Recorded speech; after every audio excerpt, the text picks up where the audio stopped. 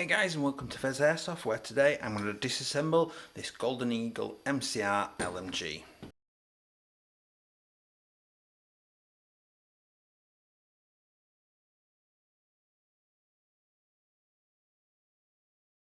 Hi guys, and welcome back. Hopefully you'll have seen my unboxing of this little beauty before, and if you do enjoy my content today or enjoy it at all, please do consider liking and subscribing because it really helps me out.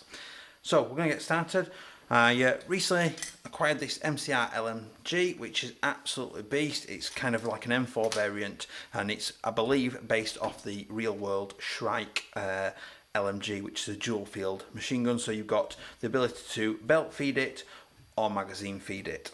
So what I'm going to do today, because it is running hot FPS, I'm going to show you how to disassemble this and get down to the gearbox and open the gearbox up, and it gives us a good chance to see what's inside this bad boy. So first thing I'm going to do is I'm going to start off by releasing this bolt at the front here. I'm going to get rid of the front, hopefully the whole upper assembly, all in pretty much one go.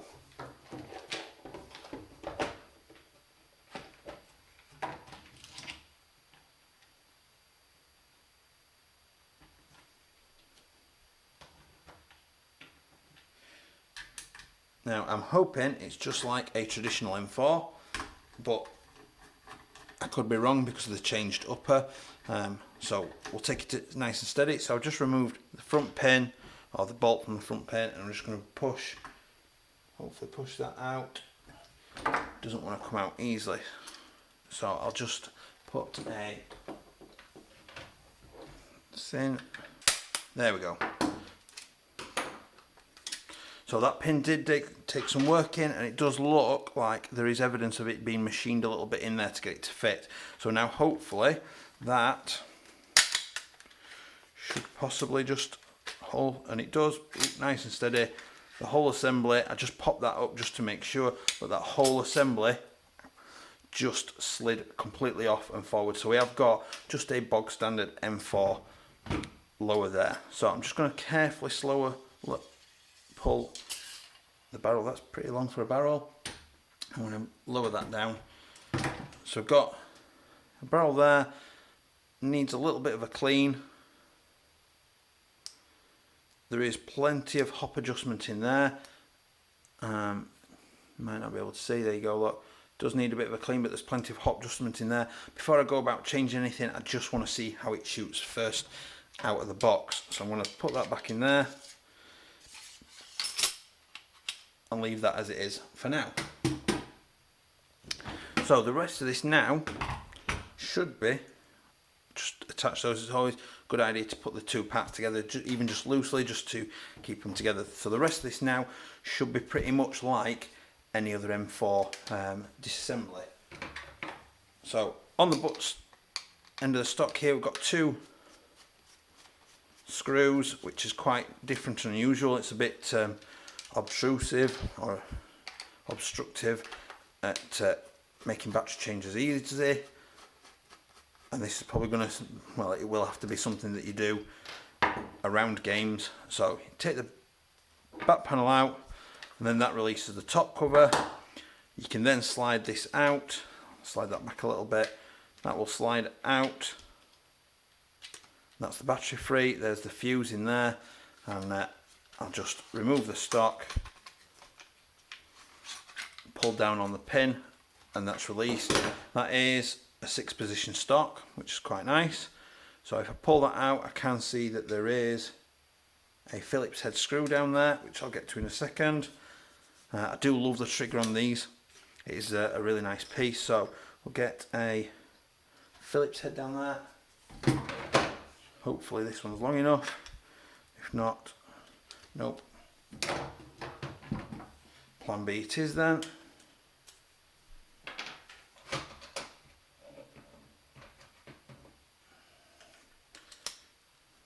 So I've got an extension bar, and that's quite easily just freeing itself.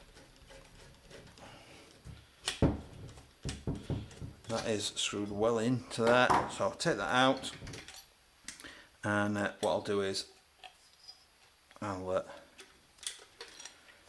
That's quite open there at the back. I'm guessing that's to obviously allow cabling and things. Push that down there. See if I can get those things out. Probably not. That's going to present a little bit of an issue. Let's have a look, see if there's a connector or anything. So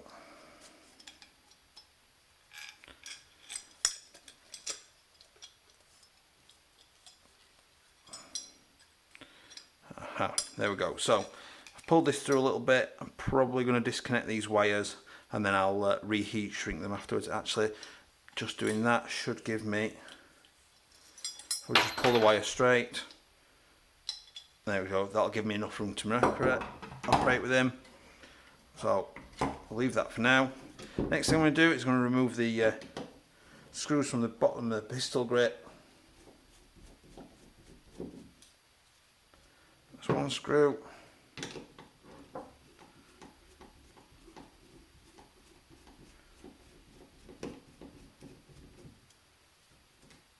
There's the other screw. Now, looking at this adjustment plate, there's going to be one of those little tiny metal plates inside of there, so do be careful when you lift this up, because you don't want it to go flying off. And there it is, so get that out of the way. There's a little plate. There's the two motor wires. I am going to be replacing this with another motor at some point as well, but we'll not concentrate on that at the minute.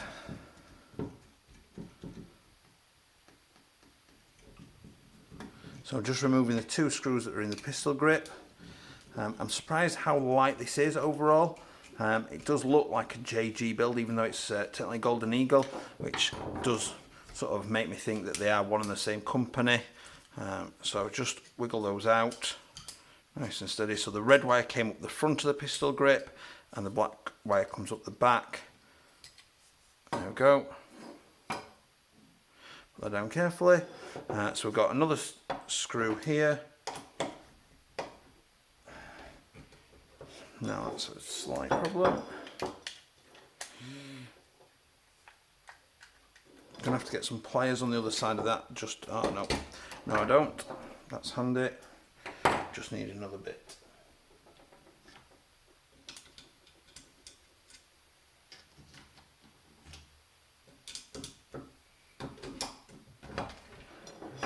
So this one is a double-sided screw, just so you can easily screw that.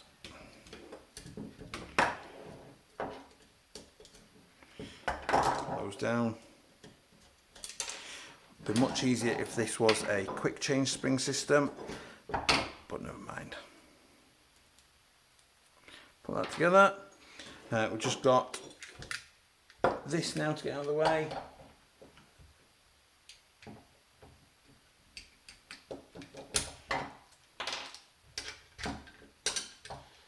Nope.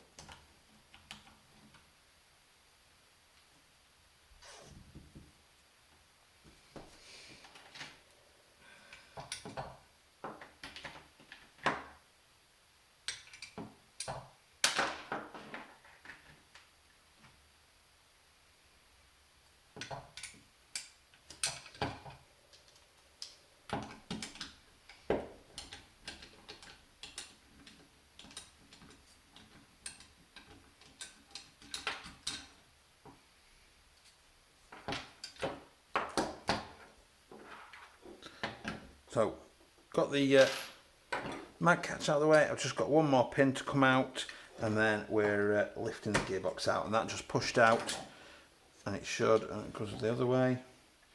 Can never remember which way these go. Just push it out the other way. There we go. So the teeth on this time were on the left on this side. So now I can angle that out.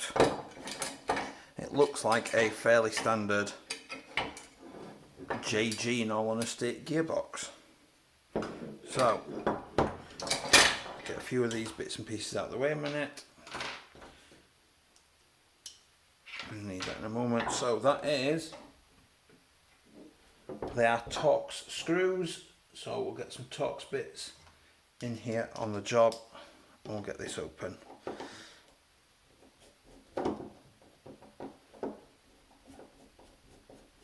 So you got 5 along the top, which is unusual. You usually only have 4. The little bit of plating there at the front says that it's partially reinforced. Old version 2 gearboxes used to crack down the front, particularly old TMs were bad for it. Tokyo Marui gearboxes. None of these are particularly tightened down. They're quite loose.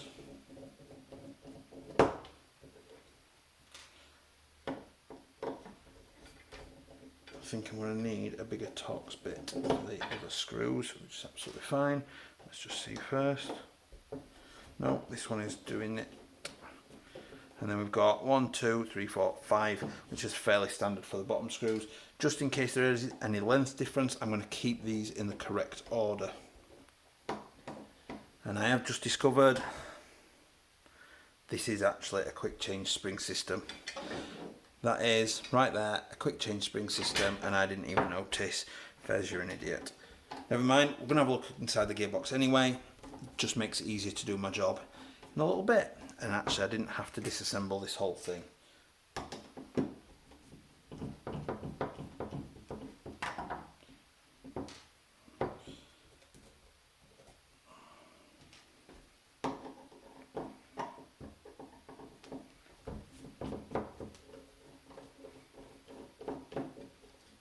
So we've now got all the screws out. So what I'm going to do is, usual trick is, it's not even the usual trick actually, because it's a different system. I'm going to need quite a wide base. I don't even think, oh, that should do it. So I'm just going to put, is that fit in? So that goes in and twists out and comes out. Takes all the pressure off the gearbox now, and we can just lift that up and take a look. Now, it's nothing special. You've got a bearing based gear at the bottom here. I can never remember the name, so I'm not going to embarrass myself giving them the wrong names. Let's get that. That is a very strong spring. That's on the tappet plate there. A very strong spring. You need some real force.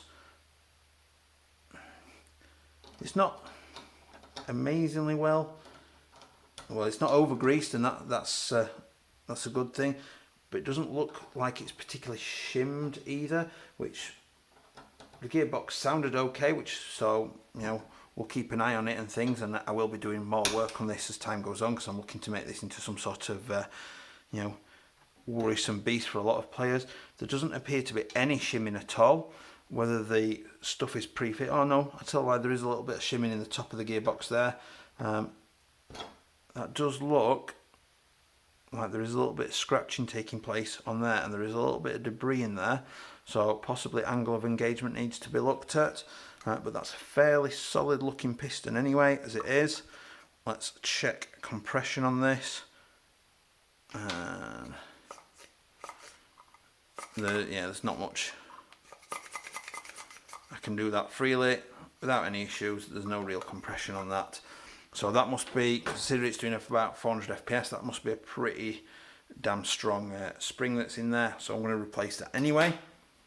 In terms of shims, so just in case you weren't aware, the shims, these little metal discs, they basically sit on the top and the bottom of these different gears, and they lift or lower the gear, or push it down, lift it up, so that the idea is that the gears have virtually no vertical, horizontal I suppose if you're holding the gun, movement, because that can cause unnecessary wear and tear, but you're trying to get maximum contact of the teeth between each of the gears.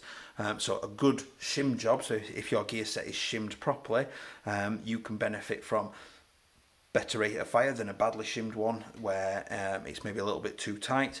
It can also make the gearbox run a little bit quieter because there's nothing particularly rubbing or scratching on each other, so it can reduce the noise quality and things like that. In general, it's a fairly standard gearbox. I was hoping for maybe a little bit something more special, but you know, it's something. The wiring's okay quality. I'm possibly longer term going to put a MOSFET in it anyway, and I'm definitely going to be putting a high speed gearbox in it. How long it will last, looking at the quality of the components, they're probably in line with, at least in line, maybe a little bit better quality than the ones found in like the Kyma budget range, but they're definitely not a premium quality product. Obviously the whole LMG is a good looking piece, and as long as this is doing its job initially, that'll be absolutely fine. I may just keep all the shell and replace the whole gearbox with something else. I do like the trigger though.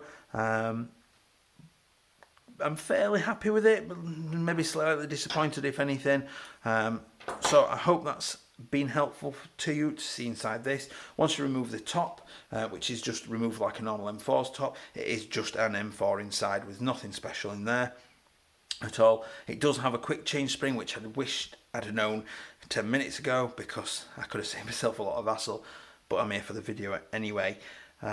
So I hope that's been helpful to you, particularly if you're interested in one of these.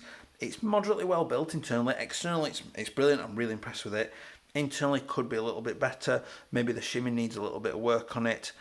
Possibly the angle of engagement. Again, if you don't know what that is about the first tooth on this gear interacting with the back tooth on the piston, and if they nicely marry up at the right angle, it decreases wear and tear on your piston. If it's wrong, it can cause chewing of these teeth and things, and it can cause back teeth to be worn down, and eventually the piston will break, obviously causing issues. You have to replace it, so on and so forth. So it's good to get that corrected, just because it can make sure that things are not going to wear down quite as quickly, and you get a better lifespan out of your gearbox. So I do hope that's been helpful. I'm going to rebuild this now and do a downgrade. Please do like and subscribe, and I will see you next time. Bye.